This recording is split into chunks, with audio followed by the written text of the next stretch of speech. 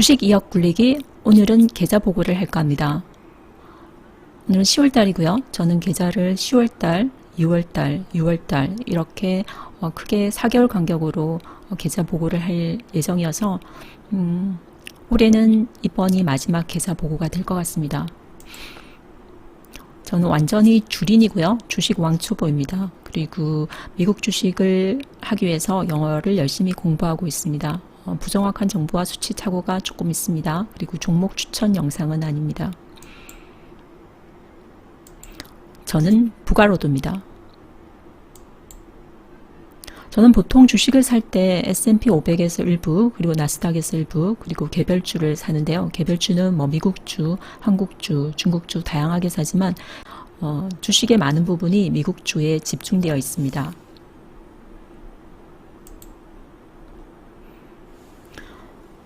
이건 2021년 10월 11일, 그러니까 한 20일 전에 저의 포트폴리오를 맵으로 표시한 형식인데요. 지금이 10월 30일이니까 약간 차이가 나긴 하지만 뭐 크게 차이가 없어서 이 맵을 그대로 쓰도록 하겠습니다. 제 포트폴리오에서 가장 큰 부분을 차지하는 것은 구글, 그리고 다음이 아마존, 그리고 타이거 나스닥, 그리고 S&P 500, 그리고 삼성전자, 그리고 여섯 번째가 텐센트, 그리고 일곱 번째가 VOO. 이런 순서입니다. 그러면 먼저 해외 계좌를 한번 살펴보도록 하겠습니다. 이건 제 해외 계좌를 보여드리는 영상인데요. 제 해외 계좌에서 이거는 수익률 순위는 아니고 평가 손익 순서대로 나열한 것입니다. 그래서 알파벳 같은 경우는 제 포트폴리오에서 가장 큰 부분을 차지하고도 있지만 수익률로 봤을 때도 가장 높은 수익을 자랑하고 있습니다.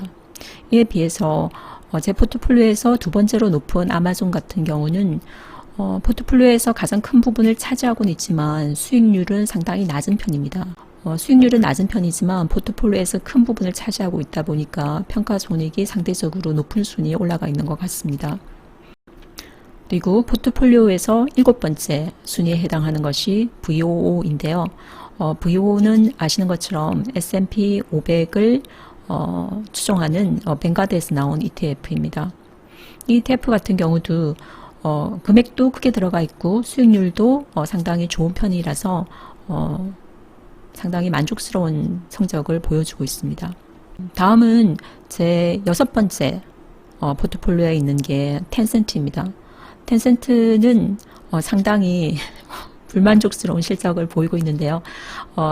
결론이 이렇게 된 데는 조금 여러 가지 이유가 있습니다. 이건 뭐 다음에 제가 자세하게 설명할 기회가 있을 것 같기도 하고요.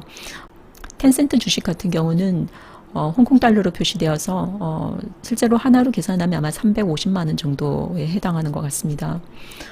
보시는 것처럼 텐센트나 알리바바 홀딩스 같은 중국 주식이 제 포트폴리오의 수익을 허무는 주요한 원인으로 꼽을 수가 있겠습니다. 다음은 한국 주식을 보겠습니다. 한국 주식은 보유하고 있는 모든 한국 주식이 다 네거티브인데요. 삼성전자 같은 경우가 제 포트폴리오의 아마 다섯 번째 정도를 차지하고 있습니다. 그리고 수익률도 상당히 지금 10% 이상 네거티브라서 수익률도 좋지 않은데 금액도 큰 금액이 들어가 있다 보니까 평가 손익 순서로 봤을 때도 상당 금액을 마이너스 이끌고 있는 모습을 보이고 있습니다. 다음은 국내에 상장된 해외 ETF 펀드입니다. 저는 국내 상장 해외 ETF 펀드는 타이거 S&P 500과 타이거 나스닥 100만 하고 있습니다. 요즘 인기 있는 많은 펀드가 있긴 합니다만 우선 제가 하는 종목은 이렇습니다.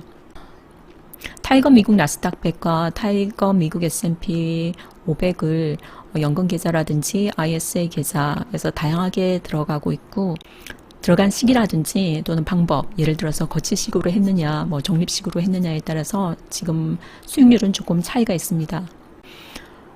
타이거 미국 나스닥 100과 타이거 미국 S&P 500은 제 포트폴리오에서는 세 번째, 네 번째를 차지를 하고 있고 금액도 상당히 높은 금액이 들어가고 있고 금액도 상당히 큰 금액이 들어가고 있고 수익률도 굉장히 좋은 편이라서 상당히 만족스러운 결과를 보이는 것 같습니다.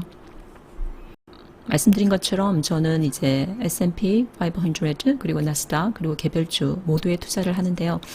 이렇게 투자를 하게 된 데는 에드워드 소프의 영향이 좀 있습니다.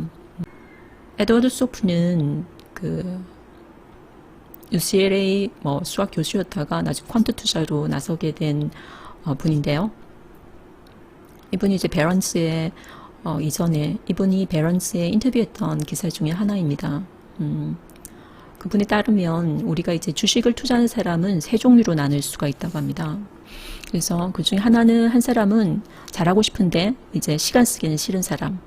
이런 사람들은 인덱스 펀드를 해야 된다라고 되어 있고요. 두 번째 그룹 같은 경우는 전문적으로 하는 사람이 되는데 이게 전문적으로 하는 그룹 같은 경우는 저하고는 해당 사항이 없어서 넘어가겠습니다. 세 번째가 이제 시장에서 시간을 보내면서 그리고 기꺼이 시장을 배우려고 하는 사람. 근데 제가 되고 싶은 사람도 이런 사람이고요.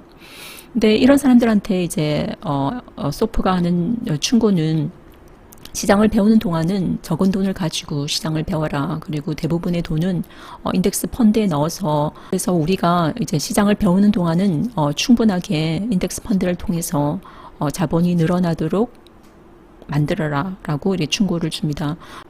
소프는 이제 투자 초기에는 UCLA 수학 교수를 하면서 이제 투자를 했었습니다. 당시에 이제 소프도 첫 투자는 실패했고 많은 손실을 입었는데 이제 소프가 그것을 수업료라고 얘기를 했었습니다. 그래서 이제 소프 같은 경우도 나도 수업료를 냈고 그 수업료가 상당히 비싼 편에 속했다라고 했으니까 그 처음에 투자로 잃은 손실은 상당히 큰 거라고 예측할 수가 있을 것입니다. 그래서 이런 소프의 아이디어를 빌려서 시장을 배우는 동안 적어도 제가 주린인 동안은 좀 더 큰 금액을 S&P 500과 나스닥에 투자를 할 계획이고 내년에는 좀 더 많은 부분을 S&P 500과 나스닥에 넣을 계획입니다. 그리고 개별주로는 한국주와 중국주는 좀 더 정리를 하도록 하고 좀 더 많은 부분을 미국주에 포커스를 맞추도록 할 예정입니다. 이렇게 S&P 500과 나스닥 100 그리고 인디비주얼 스탁을 같이 하는 경우에 여러 가지 장점은 S&P 500과 나스닥 100을 통해서 안정적으로 자본을 누릴 수 있는 것도 있지만 본인이 정말 지금 주식을 잘하고 있는지 못하고 있는지를 평가하는 어떤 객관적인 기준이 필요하다고 생각합니다. 이런 기준으로 쓸 수 있는 게 S&P 500이라는 생각이 듭니다. 그래서 저는 보통 이제 개별주를 살 때는 반드시 이제 S&P 500이나 나스닥을 같이 사는데요.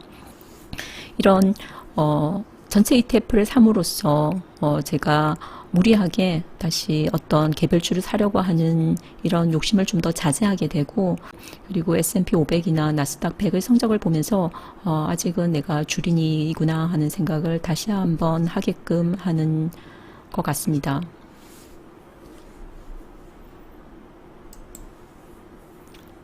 지금까지 시청해 주셔서 감사합니다.